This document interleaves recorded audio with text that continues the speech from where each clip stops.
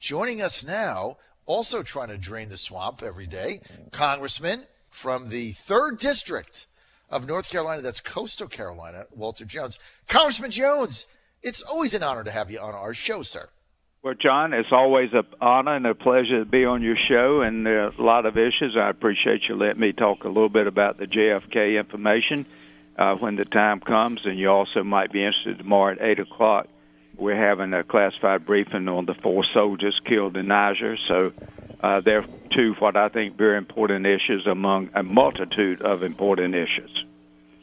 Well, let's start with Niger. You know, we said this a week ago, in all of the attention brought, unfortunately, of our 4 servicemen or Green Berets getting killed in that ambush, and all the questions surrounding President Trump's telephone call with the widow, and the mother was in the car, and then your colleague Frederica Wilson going in front of the TV cameras. That's played out for, 8-9 days. But in the first week, nobody was asking the question, why do we have 1,000 troops in Niger? What's the mission? Who authorized it?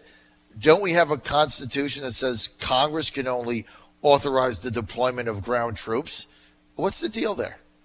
Well, John, I don't really know, and that's the reason I'm going to be at the 8 o'clock classified briefing, because the questions you just asked to me, so your listeners could hear, they're my questions too. I mean, this is just another example of Congress not meeting its constitutional responsibility of oversight where our troops are going, and also the fact that we don't have a debate whether we should be over there or not. And I blame Congress because we don't follow the Constitution. Article 8 is very clear. We are the ones responsible for war and debating war and voting. And so this is just another example of Congress washing its hands and letting the president in previous administration, Mr. Obama, went into Libya without any authorization. And so it just keeps on going. But again, I blame the Congress and the leadership of the House in this case, because I'm in the House, more than I blame the administration. So I hope to know more tomorrow, and I can share with you maybe some of it the next week or the next time we're on the talk show. You know what, Congressman Walter Jones, yesterday we played a montage that was kind of riveting. It had about 7 or 8 senators saying they had no idea that we were in Niger, why we were there, what the mission was. I mean, it went on and on and on until we ran out of time. So many of them saying that. Just right now, we have so many of our young men and women deployed all over the world. How do you put 1,000 troops in Africa and nobody authorizes it? Is this all coming under the 2001 AUMF? I mean, who's saying that this is okay?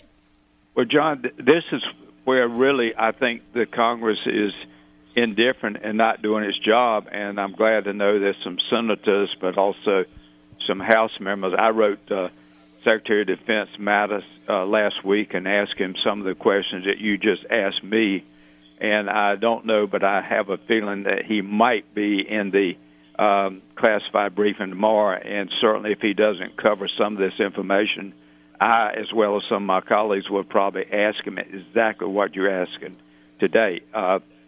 This is just part of my frustration, which I've shared, you shared it as well on your show, of Congress doesn't seem to have an interest in where our men and women are around the world, and only seem to be interested when one of them's killed.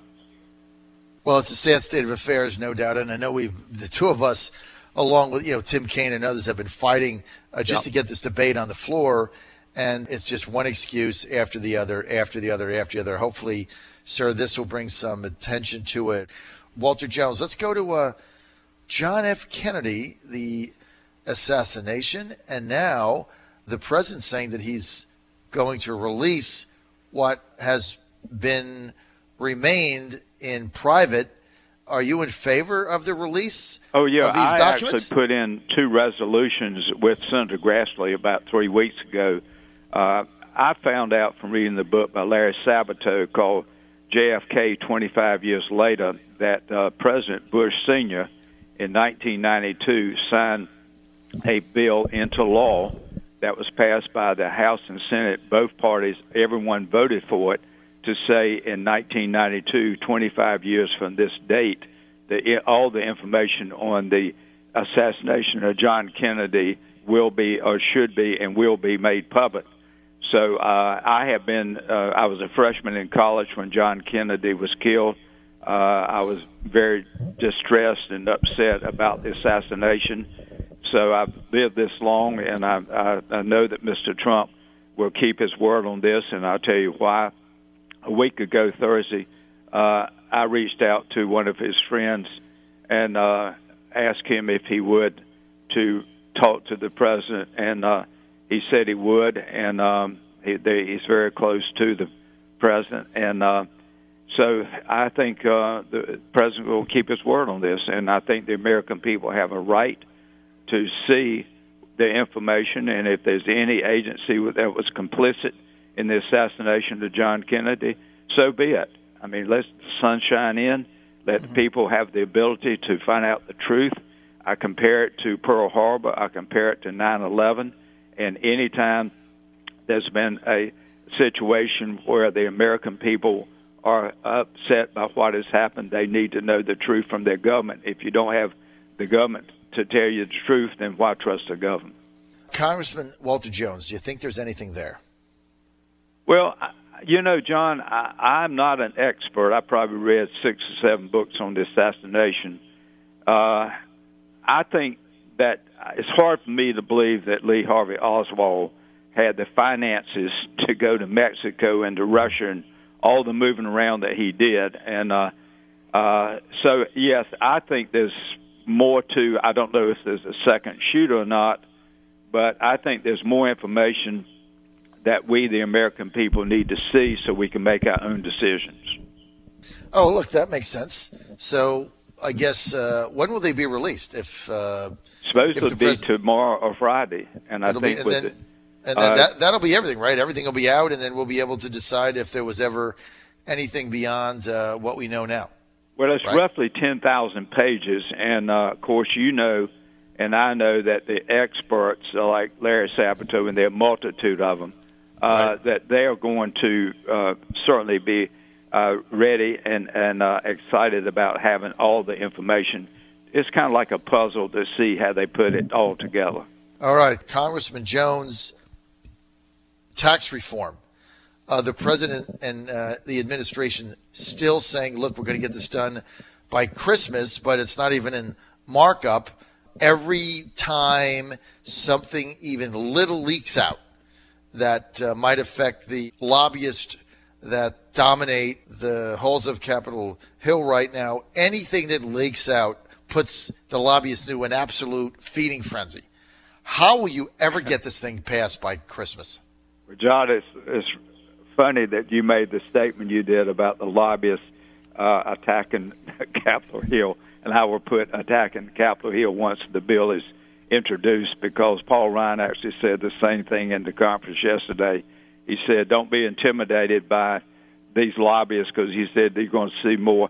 I will never forget that when we voted for the bill that I voted against to create I